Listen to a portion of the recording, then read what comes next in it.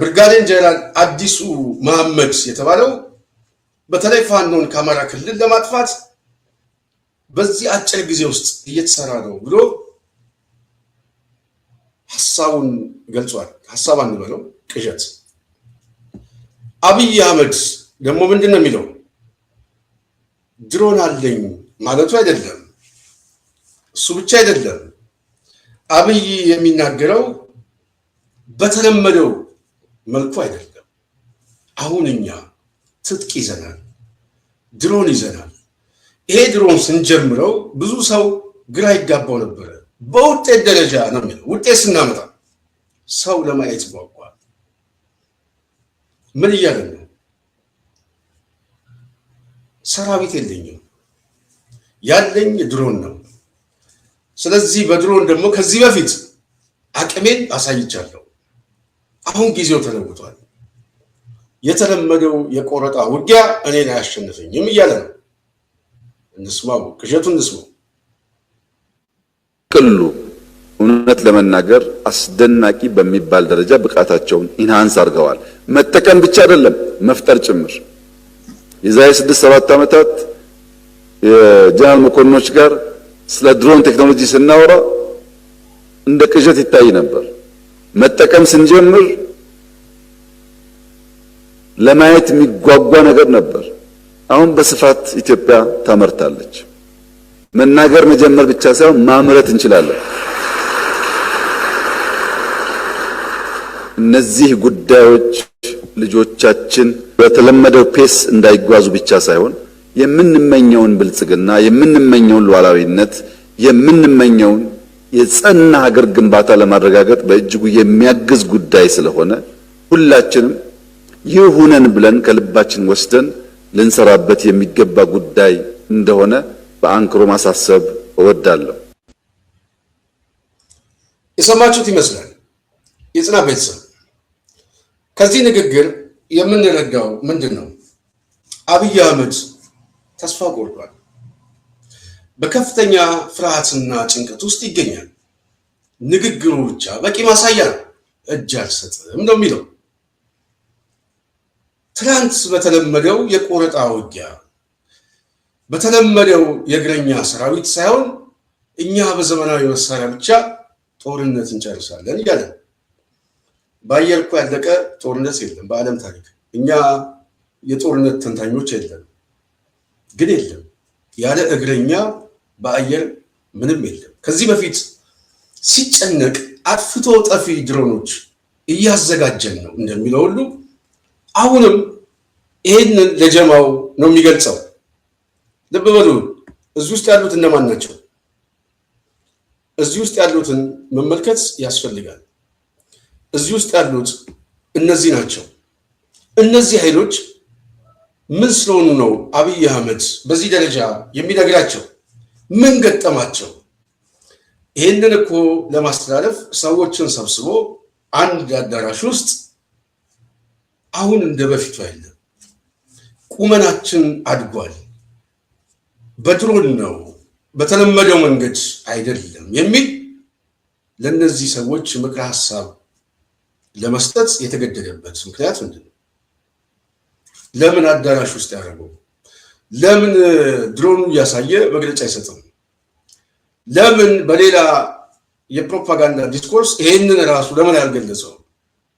2-3 ምክንያቶችን ማየት ይቻላል። አንደኛው ይሄ መንግስት እየፈረሰ ነው የሚለው ዲስኮርስ ተከታዩንና ደጋፊውን ግራ አጋብቶታል። በከፍተኛ ደረጃ ደንግጠው ይገኛል። ይሄ ውድቀት አይናቸው እያየ ቀን የሚቆጥሩበት ጊዜ መጥቷል። የትኛውን ፖለቲሻን በትክክል ማንበብ የሚችሉ ይሄ ቡድን እንደማይተርፍ ገብቷቸዋል። ስለዚህ በከፍተኛ ደረጃ አገዛዙ የሚከተሉት ጥቂት መደቦች ሲደነግጡ የሚሰጠው መልክ እኔንም አታስጨንቁኝ ነው። ቢያንስ የመንግስት ቁመና አለኝ ነው። መሳሪያ አለን። እነሱ እንደ ህዝብ ጎርፎ ነው ቢመጡ እንኳን እኛ በድሮን እንጨርሰዋለን ነው የሚላቸው። ከፍርሃት የመጣ ይህንን ማስተዛዘኛ አብይ ሲነግራቸው ቢያንስ ሲያጨበጭቡለት፣ ሌላው ይቅር ይህንን ተናግሮ ሲጨርስ ሲያጨበጭቡለት የተስፋ ዳቦ የምግብ ምጥ ያህል ይሰማዋል። ቢያንስ ይችን ዓመት እቆያለሁ፣ ተስፋዎች አሉ። ከራሱ ጋር የሚነጋገር ሰው በነገራችን ራሱ የተናገረውን ደጋፊ መልሶ ሲያጨበጭብለት፣ ከዚህ በፊት አይታችኋል። እዚህ አውሮፕላን ተርሚናል ላይ ሄዶ ሲናገር የሚያጨበጭበው ካድሬ እሱ ስላጨበጨበለት በሚቀጥለው ምርጫ ብሎ ተስፋ ሲሰጣቸው ሲያጨበጭቡ የሚሰማው ፈገግታ ከጭብጨባው ነው እንጂ ከሁኔታ ግምገማው አይደለም። በተመሳሳይ ዛሬም የምናየው ይሄ ነው። ስለዚህ በተለመደው መንገድ አታስቡት የሚለው ማስተላለፍ የሚፈልገው እየተሰባሰቡ ለመጡ ኃይሎች አቅም አለኝ ብሎ ማስተላለፍ ብቻ አይደለም። ለተጨነቁ ደጋፊዎችም ቢያንስ የተስፋ ዳቦ መስጠት ነው። እጅ አልሰጥም፣ እጄን አልሰጥም ነው የሚለው አብይ አህመድ። አታስቡት፣ ጠፍቶ ሊያጠፋ የሚችል ድሮን እያዘጋጀው ነው። የሰውየውን እብሪት ሳይሆን የመጨረሻውንም ውጤት ማንበብ ይቻላል።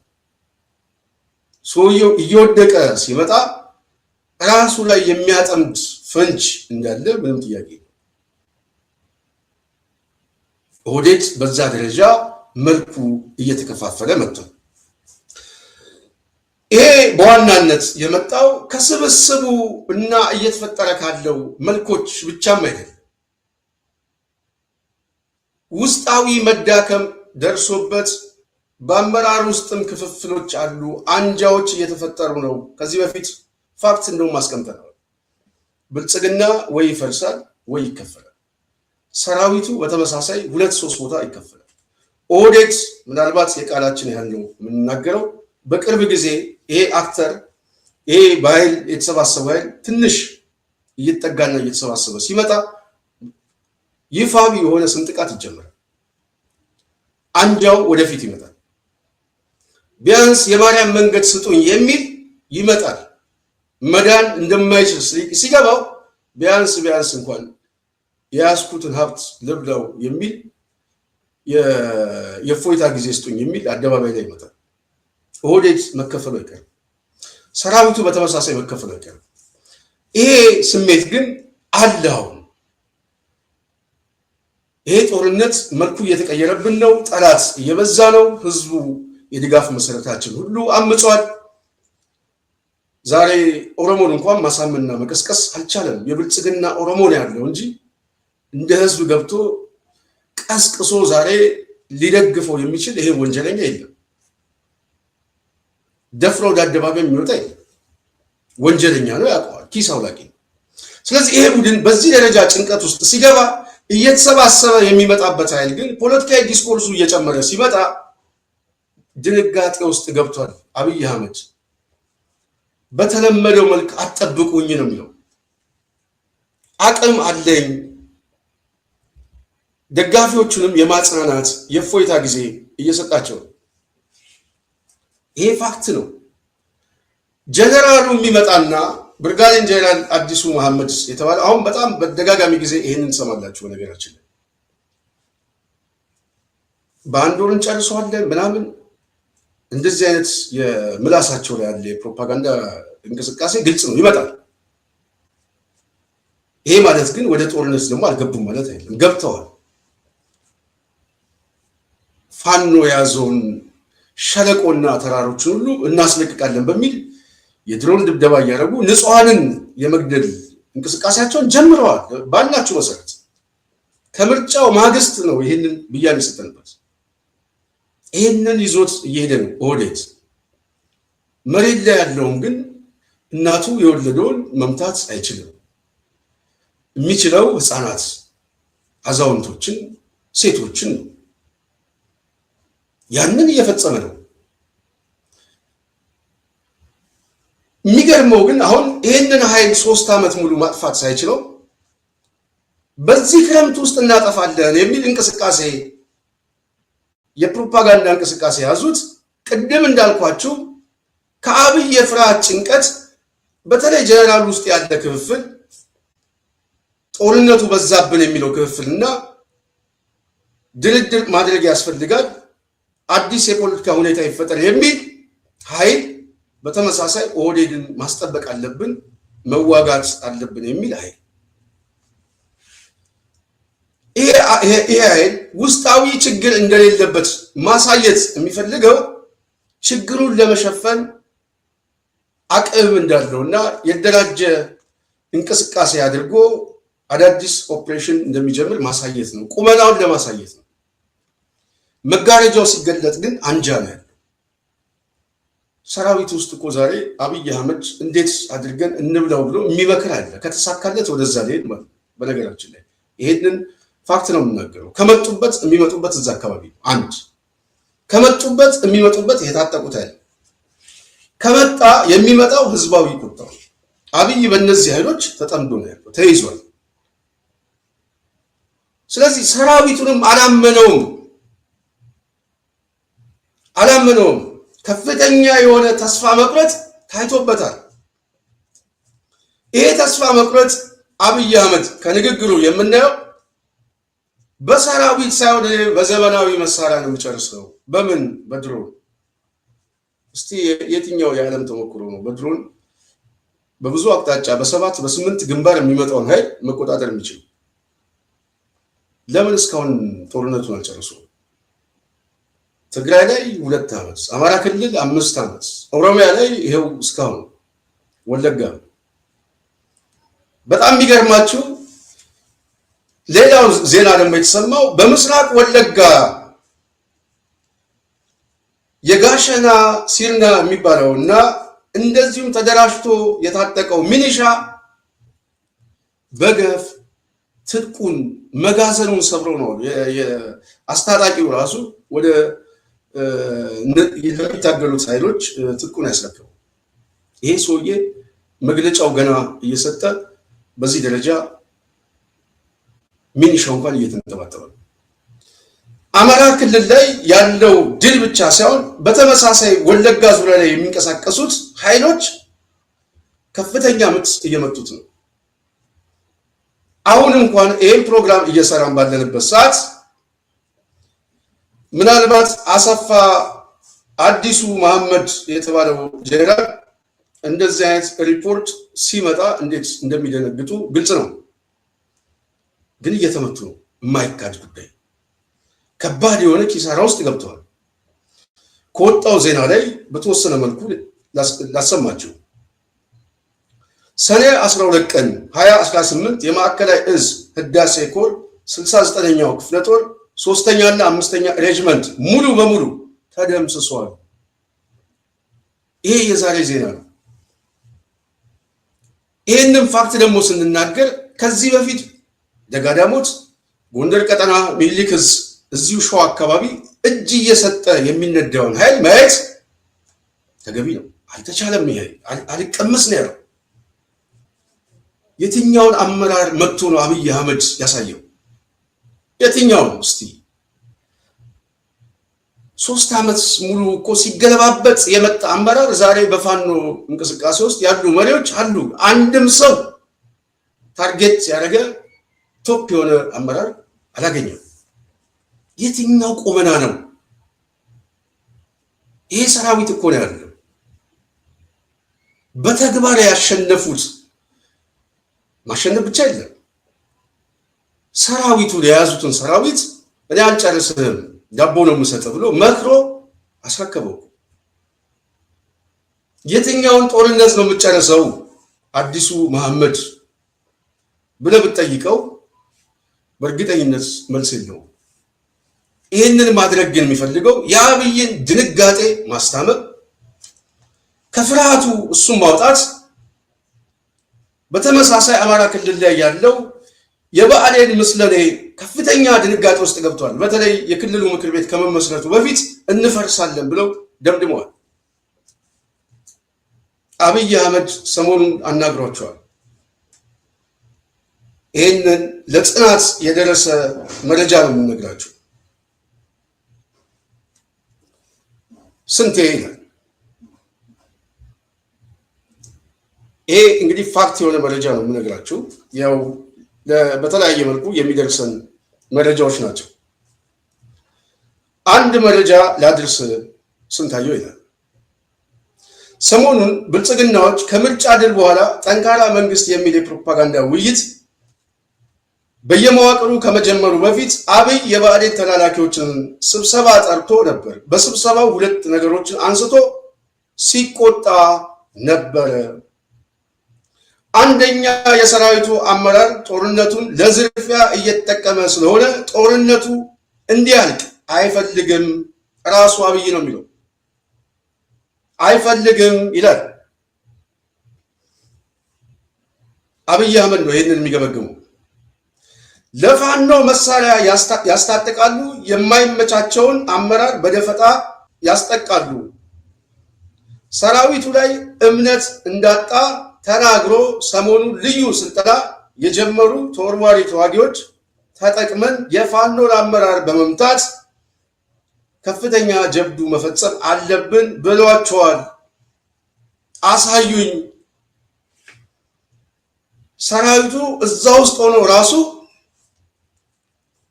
እያስመታ ነው፣ ትጥቁን ደግሞ ለፋኖ እየሰጠ ነው። ስለዚህ አሁን በአዲስ ኦፕሬሽን ተወርዋሪ ኃይሎችን በማስገባት ብትችሉ አመራሮችን በማደን ውጤት አምጥታችሁ አሳዩኝ፣ ይሄ መጨረሻ ድል ነው ያላቸው አብይ አህመድ።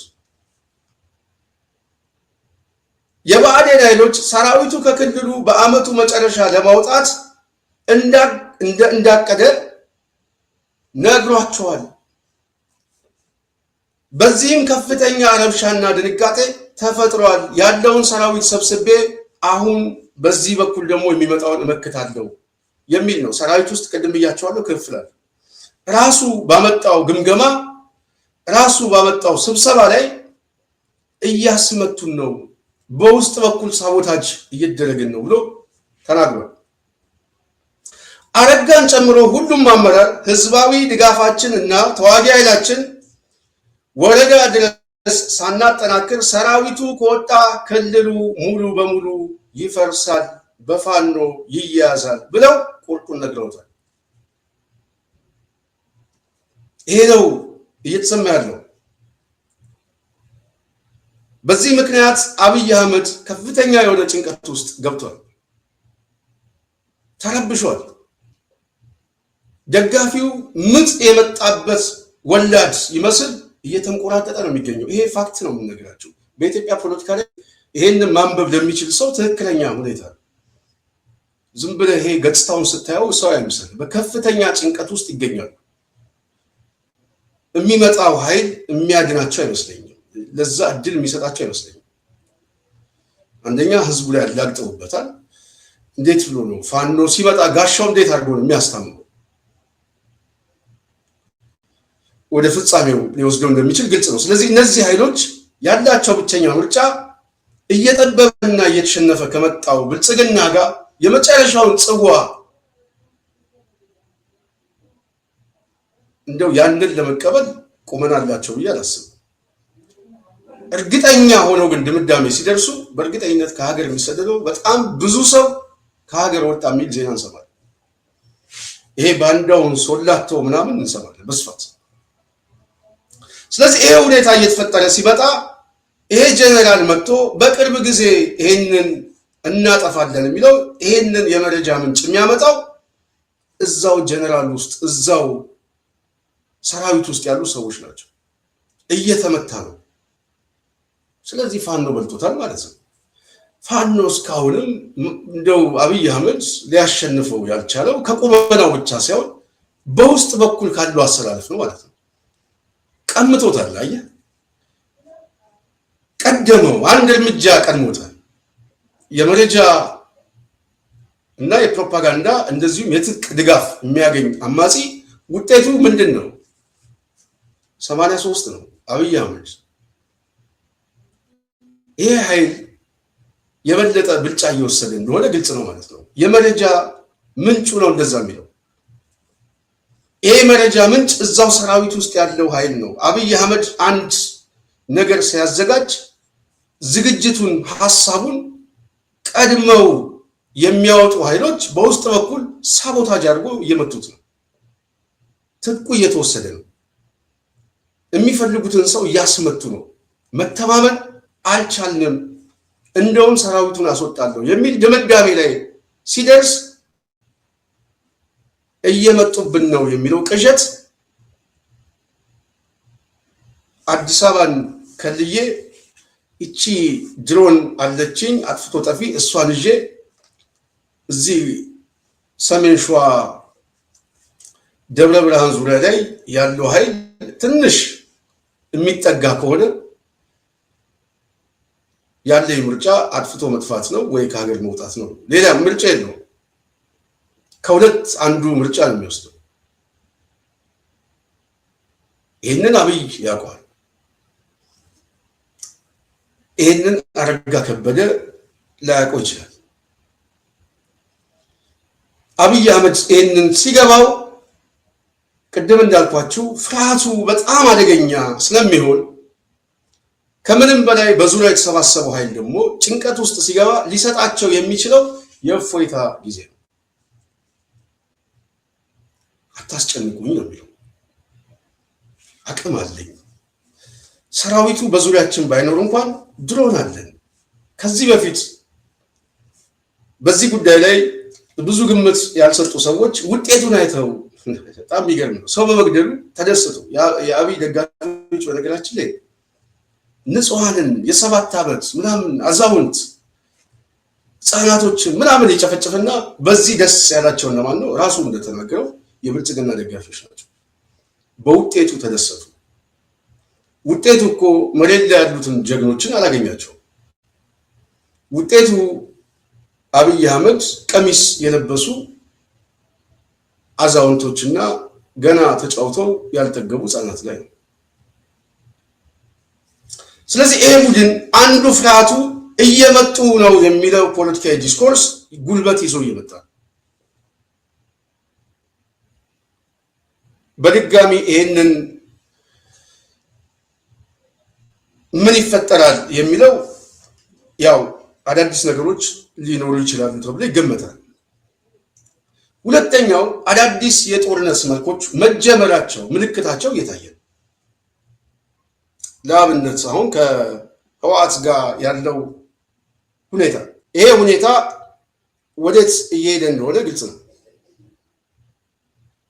ስለዚህ አብይ አህመድ ሲደነግጥ ሰራዊቱን አስወጣዋለሁ፣ ከዚህ በኋላ የምጠብቀው ያቺ የጎበዝ አለቃ የሆነበት አዲስ አበባ ላይ ነው የሚል ስሜቶች አሉ፣ ምልክቶች አሉ። አሁን ግን በምልክትም ብቻ ሳይሆን በማስረጃም እየመጣ ነው።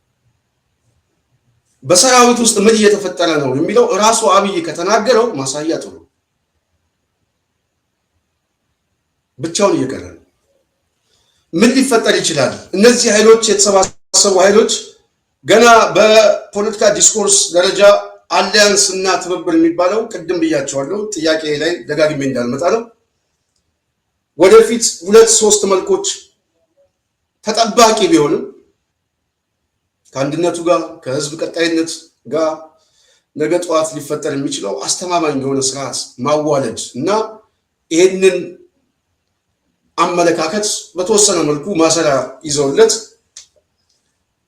ይህንን የሚያስተባብር ሊደር ተፈጥሮ ማሳየት አጠቃላይ ለህዝቡ ተስፋ መስጠት ብቻ ሳይሆን ለዓለም አቀፉ ማህበረሰብ ተስፋ መስጠት ነው። የኃይል አሰላለፍ በነገራችን ላይ ይቀየራል። በኢትዮጵያ ፖለቲካ ይቀየራል። ምናልባት የቪዛ እገዳ ምናምን የሚባለው አሁን አብይ አህመድ ይመስለኛል። ዓለም አቀፉ ፍርድ ቤትም እንደውም ክስ ሁሉ እየተመቻቸለት አይሲሲ። ስለዚህ ይሄ ቡድን ሜጃ የለውም፣ የሚሻገርበትም የለውም። ህዝቡም ደግሞ ጊዜ እየጠበቀበት ነው። ስለዚህ ቀውሱ በጣም እየሰፋ እንደሆነ ምንም አይነት እንደው ይህንን ማስተባበል በማይቻልበት ሁኔታ ላይ ያለ ነው። በጣም ከባድ ሁኔታ ተፈጥሯል። ከዚህ ጋር በተያያዘ ታዲያ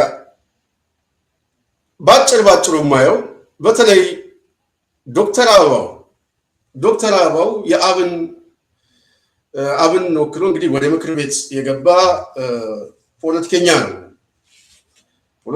ነው። ግን አሁን ምርጫው ላይ ብዙ ሰዎች ናቸው ወይ የሚል ግምገማ እኔ ይዣለሁ። በነገራችን ላይ የሌላውን ሰው አላውቅም። አንድ ፖለቲከኛ ዶክተር አበባው እንደው ይሄን ፕሮግራም የመስማት እድል ካለው በአማራ ፖለቲካ ላይ መቼም ሰው በጠፋበት ሰዓት ያው እነ ክርስቲያንም እዛ አካባቢ ያሉ ጓደኞቹ በሌሉበት ሰዓት የጫወተው ብቻቸው ነው የጫወቱት ሚና በጣም ክብር ይሰጣል። በጣም ትልቅ ስራ ነው የሰራው። የሆነ ሆኖ ግን በዚህ ምርጫ ውስጥ መሳተፍ ግን ትክክል ነው ብያለሁ። ይሄ ፖለቲካ ንባብ ጉድለት ነው ወይም ደግሞ ያው የህዝቡን ጥያቄ መናቅ ሊሆን ይችላል። ዶክተር ደሳለኝ ጫኔ ሁኔታውን የገመገመው ዛሬ ሳይሆን እስር ቤትም እያለ ነው። ይሄ ምርጫ በደንብ አውርተናል፣ አስታውሳለሁ። በተለይ ከምርጫው ጋር የተያዘ የፖለቲካ ስራ ኦህዴድ ሊሰራ እንደሚችል ያን አስረውት በነበረበት ሰዓት ትንሽ አውግተናል። ስለዚህ ብቸኛ ምርጫ እንደውም እኛ ያልናቸው አስታውሳለሁ። ከክርስቲያን ጋርም ተጫውተናል። ከምክር ቤቱ ገና ጊዜው ሳያልቅ መውጣታችሁን ራሱ ለህዝብ አሳውቁ የሚል ሐሳብ አቅርበን ነበር። አስታውሳለሁ። ይሄንን ማለት ነው ፖለቲካሊ እንደወጣችሁ በቃ ከምክር ቤት፣ ምክንያቱም እስር ቤት ነው የሚያስቀምጣቸው። ስለዚህ በቃ ከምክር ቤቱ እንደወጣችሁ ፖለቲካዊ አንድ ደብዳቤ ጽፋችሁ ለህዝቡ ሰጡት። የበለጠ ህዝቡ ተስፋ እየቆረጠ ሲመጣ ሌላ አማራጭ እንደ ትክክለኛ የፖለቲካ አቅጣጫ ተደርጎ ይታያል የሚል ጥያቄ አስታውሳለሁ። ለክርስቲያንም ይሄንን ብየዋል።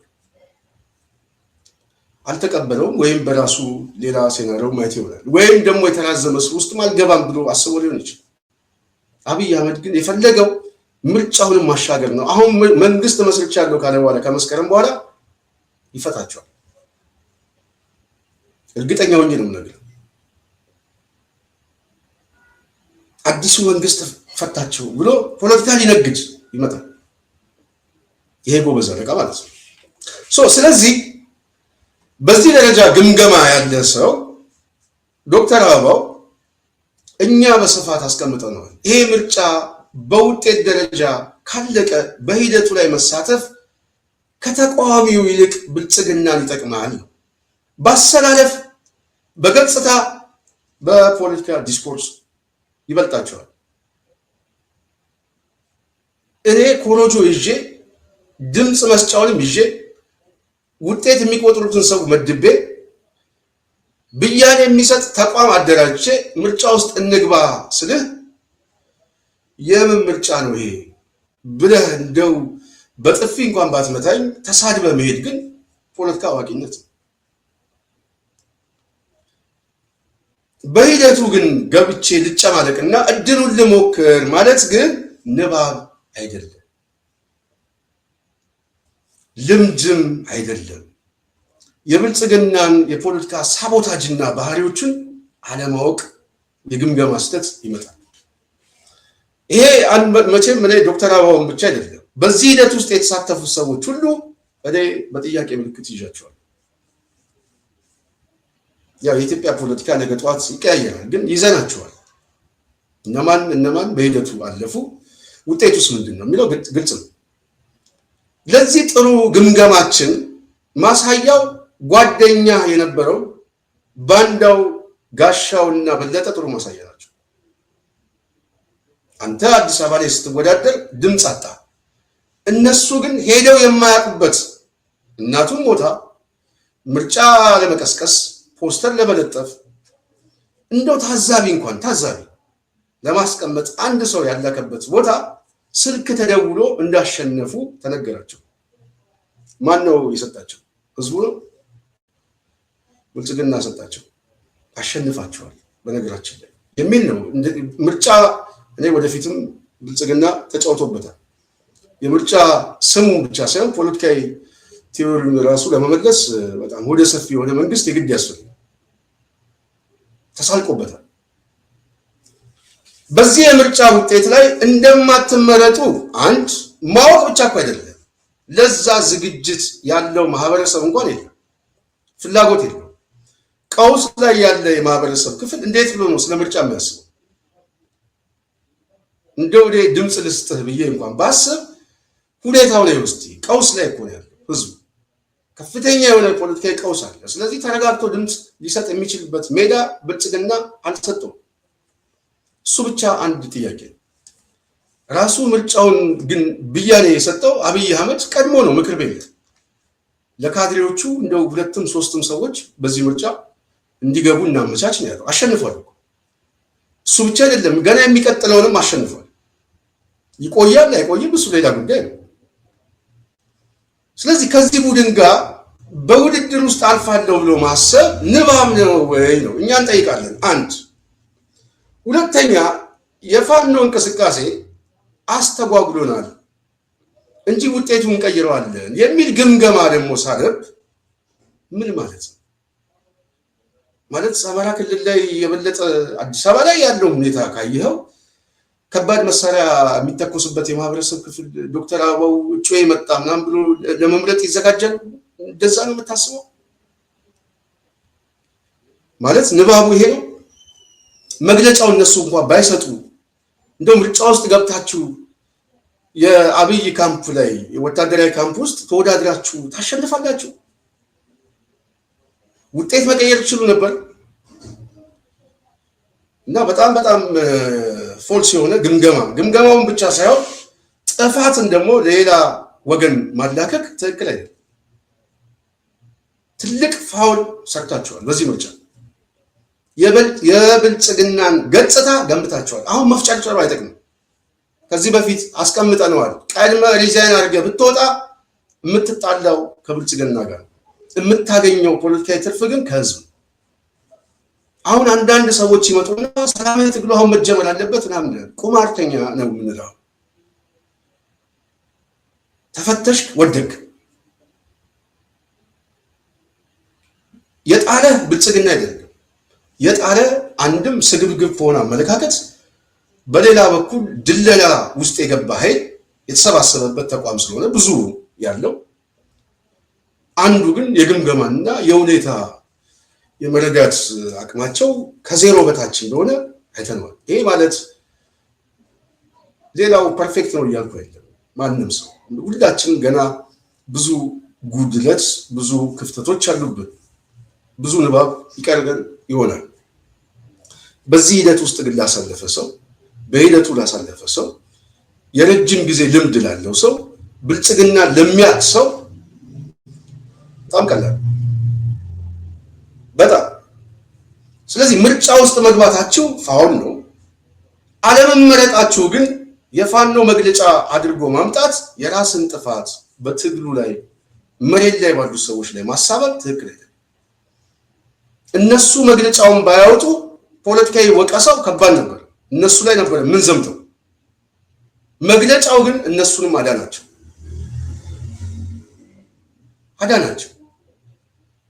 እስቲ በየትኛው ሁኔታ ነው አማራ ክልል ላይ ጦርነት ባለበት 70-80 ቀጠና እጃቸው ላይ እንዳለ ዓለም አቀፉ ሚዲያ ሁሉ በተናገረበት አውድ ላይ የትኛው አስቻይ ሁኔታ ኖሮ ነው ምርጫ አድርግ ብሎ ለአንተ ሜዳ የሚያመቻች? እንደውም ህዝቡ ሰልፍ ነው የወጣው። ስለዚህ እኔ ህዝቡ ውስጥ ያለው ስሜትና የብልጽግናን ሁኔታ ማንበብ፣ እንደዚሁም ከምርጫው በፊትና ከምርጫው በኋላ ፖለቲካሊ የቱ ይበልጣል? አንድ ፖለቲከኛ እኮ ትርፉን የሚያሰራው ከሂደቱ እኮ ከውጤቱ ብቻ እኮ አይደለም።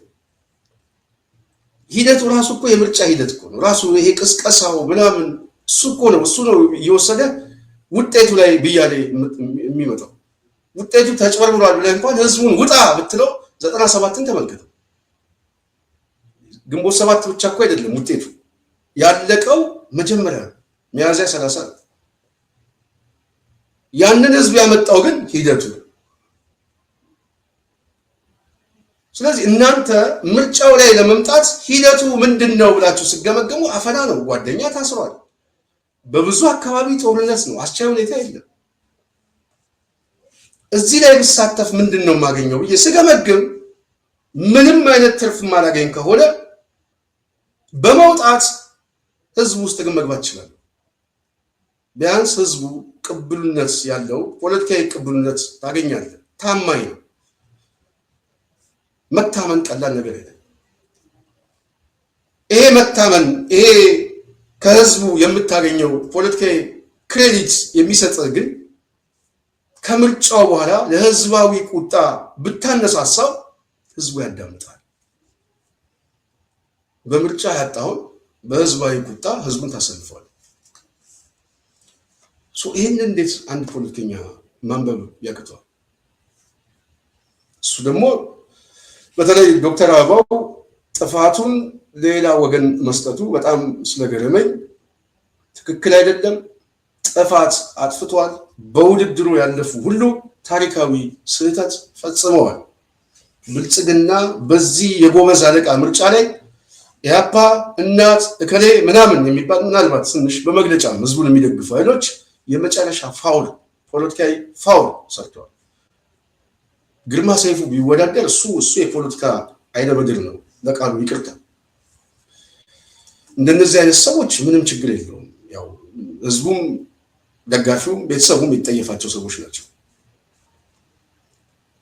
በተወሰነ መልኩ ግን እንደው ትንሽ እንደው ፖለቲካዊ ውግንና አላቸው የሚባል ኃይሎች ግን በሂደቱ መሳተፋቸው በውጤቱ ላይ ቢያኮርፉ በጣም ያስቃል። ይሄን ለማለት ነው። የጽናት ሚዲያ ቤተሰብ በሚቀጥለው እንግዲህ በሌላ ሐሳብ እንገናኛለን። ከጽናት ጋር ስለነበራችሁ ከልብ እናመሰግናለን። የዛሬው አጀንዳችን አንዱ የአብይ አህመድ ፍርሃትና ቀጣይ ሁኔታ ምን ሊከሰት ይችላል የሚለው ወደ እናንተ አዳዲስ ሐሳቦችን ለማምጣት ነው። ስለዚህ የመጨረሻ ድምዳሜያችን የጽናት ቤተሰቦች መልኮቹ እየተቀያየሩ ሲመጡ ያው ሁኔታውን ማንበብ ያስፈልጋል። ከዚህ በኋላ የኢትዮጵያ ፖለቲካ አንድ እርምጃ ወደፊት እየሄደ ነው። በተለይ አሁን በኢትዮጵያ ፖለቲካ ላይ በነገ ጠዋት ብያኔ ላይ ነው ሊቁ እየተወያየ ያለው። እንደዚህ አይነት ዲስኮርስ ማምጣት ጥሩ ነው ብዬ አስባለሁ። በጣም አስፈላጊ ነው። በተለይ አማራው ላይ ያለ ሊቅ በጣም ያስፈልገዋል። አሁን ነገ መበየን አለበት፣ በትክክል መበየን አለበት። ስለዚህ ይህንን ለማድረግ የሚያስችል ሁኔታ መፈጠር አለበት። ስለዚህ ሚዲያው ላይ የተለያየ የሚዲያ ፕላትፎርም የሚጠቀም ምናምን በነገ ጉዳይ ላይ በዛሬ ጉዳይ ላይ ብያኔ ተሰጥቷል። አብይ አህመድ በኢትዮጵያ ፖለቲካ ላይ አብቅቶታል። አሁን በነገ ጉዳይ ላይ ግን ከውድቀቱ በኋላ እንዴት የሚለው በሀገረ መንግስቱ በቀጣይነት ላይ በተመሳሳይ ከዚህ ስርዓት ውድቀት ጋር ደግሞ ተያይዞ በሚመጣው የአደጋ ትንተና የግድ ያስፈልጋል። ይህንን ሊቁ ቢወያይ ሐሳቡን እንትን ቢለው በደንብ ሚዲያው ላይ ቢመጣ እኔ ህዝቡን ማለማመድ ህዝቡ በየአካባቢው ራሱ እንዲጠብቅ እንዲደራጅ እንደዚሁም ደግሞ የሚመጣውን አደጋ እያነበበ መመከት እንደሚችል በስነ ልቦና ማዘጋጀት ቀውሱን ቢያንስ ያሳጥረዋል ወይ ይዘጋዋል። ስለዚህ ይሄንን ማድረግ የግድ ያስፈልጋል። ህዝቡ በጣም እየተዘናጋ ስለሆነ የሚዘናጋ ህዝብ ደግሞ አደጋው ሲመጣ አያውቀው። ይህንን ሊያውቅ የሚችለው ፖለቲካውን የሚያነቡና ሴራውን በተለይ ብልጽግና ማንበብ የሚችሉ ሰዎች ናቸው። ብልጽግናም ጽናት ሚዲያ በደንብ አንብበዋለች። ማንበብ ብቻ ሳይሆን አጀንዳ እየሰረቀ ሁሉ ብዙ ነገር አይተናል። ለማንኛውም ወደፊት የሚመጣ አደጋ አለ ብለን ስንናገር አደጋው ይሄ ነው ብለን አስቀምጠናል። ስለዚህ ይህንን ዲስኮርስ ማምጣት፣ ህዝቡን ማንቃት፣ ማደራጀት ከውድቀቱ በኋላ እንደዚሁም በውድቀቱ ሰዓት ላይ ሊፈጠር የሚችሉ አዳዲስ ነገሮችን በተመሳሳይ ደግሞ እየተፈጠረ ያለው ፖለቲካዊ ትብብሮችና መልኮች በጣም በፍጥነት አዳዲስ ሁኔታዎችን የሚፈጥሩበት አንዳንድ እርምጃ ቢያሳዩ ጥሩ ይመስለኛል። ማለት ይሄ ተሸፋፍነው ምናምን የመጨረሻው ውጤቱ ከባድም እንዳይሆን ወደፊት አዳዲስ ነገሮች ያምጡ። አስገዳጅ ሁኔታ ነው። ጊዜ የለም። ያለን ጊዜ የክረምቱ ጊዜ ነው። በዚህ ክረምት አብይ አህመድ እየተሰናበተ ነው። ደጋፊው እየተሰናበተ ነው። ካድሬውን እየተሰናበተ ነው። ስለዚህ እነዚህ ኃይሎች ደግሞ እየፈጠነ ስላለ እነሱ ሳይዘጋጁ በፊት ተዘጋጅተው የሆነ ማሳያ ነገር ባልሰጡን ሁኔታ ላይ ይሄ ቡድን በራሱ በውስጥ ሁኔታ ራሱ ሊፈጠር የሚችለው አደጋ አይታወቅም። ድንገት ሊወድቅ ይችላል። በውስጥ ያለው ኃይል ድንገት ጨዋታውን ሊያፈርሰው ይችላል። ያልጠበቀ የኃይል አሰላለፍ ሊፈጠር ይችላል። ኦኬ ከዛ በኋላ ማን ነው በፍጥነት የሚቀበለው? ስለዚህ ራሱም ደግሞ በሚፈጥረው አደጋ ሀገሪቷንም ወደ አደጋ ህዝቡንም ወደ ቀውስ እንዳያስገባው በጣም መፍጠን መዘጋጀት የግድ ያስፈልጋል። ይሄንን ምክር እናቀርባለን። ሊቁ ደግሞ ቢወያይ ነገን ማሰብ ጥሩ ነው ብዬ ስለማስብ ነው። የጽናት ቤተሰብ እዚህ ላይ የተለያዩ ሰዎች ሀሳብ ሰጣችሁናል። ከልብ እናመሰግናለን። በርታ ስንትሽ ያላችሁኝ ለመረጃው እናመሰግናለን። እኔም አመሰግናለሁ። ሀሳብ አስተያየት ስጡ። ጽናትን ደግፉ። በተለይ ጽናትን ደግፉ። ሁሉ ጊዜ ነው የምናገረው። ጽናት የህዝብ ልሳን ነች። ይሄ የጀርባ ታሪኳ ነው። ነገም ይቀጥላል። ስለነበረን ቆይታ ከልብ አመሰግናለሁ። ሙሉ የፕሮግራሙን ያዘጋጀውላችሁ እኔ ስንታየሁ ቸኮል ነኝ። በሚቀጥለው እስክንገናኝ እኔ በዚህ እሰናበታለሁ። ሰላም።